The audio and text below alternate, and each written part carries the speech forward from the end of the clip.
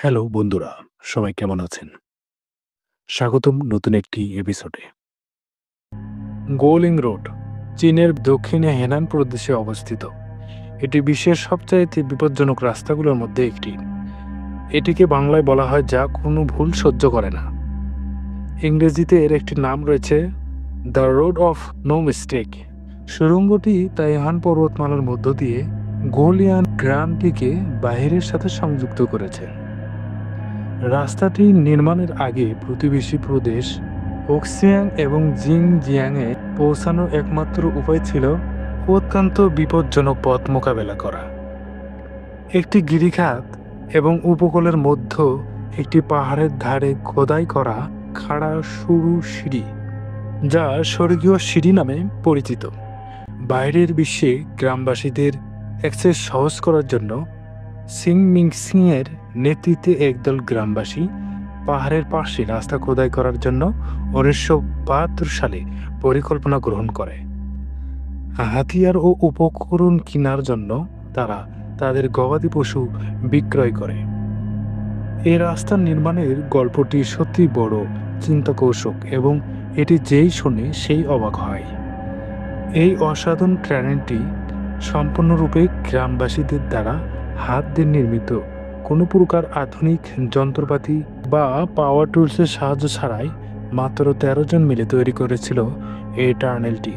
তারা হাতুড়ি এবং ছেনি দিয়ে এর নির্মাণ কাজ শেষ করেছিল।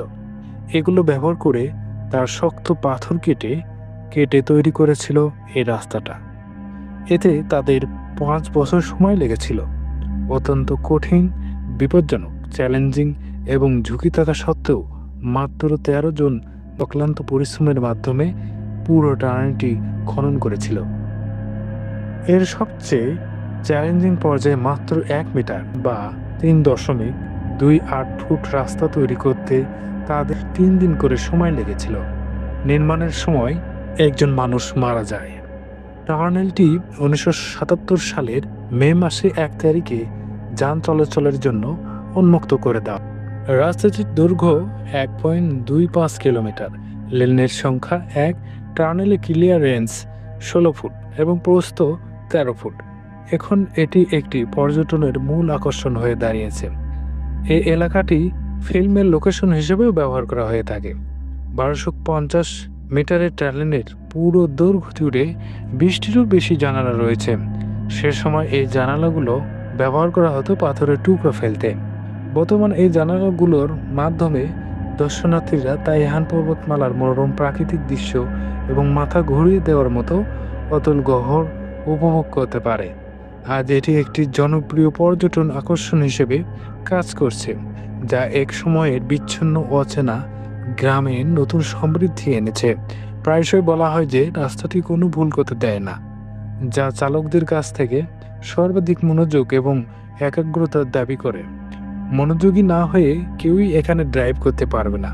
এমনকি এই রাস্তায় সামান্য ভুল করলেও যাত্রীদের নিজেদের জীবন ব্যয় করতে হতে পারে।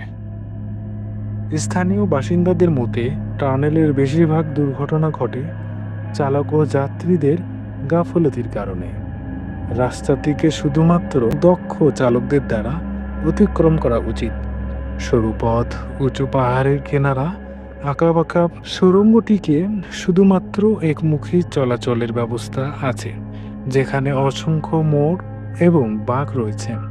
এখানে সামান্যতম ত্রুটিও যাত্রীদের জন্য মারাত্মক করুণ পরিণতির কারণ হতে পারে।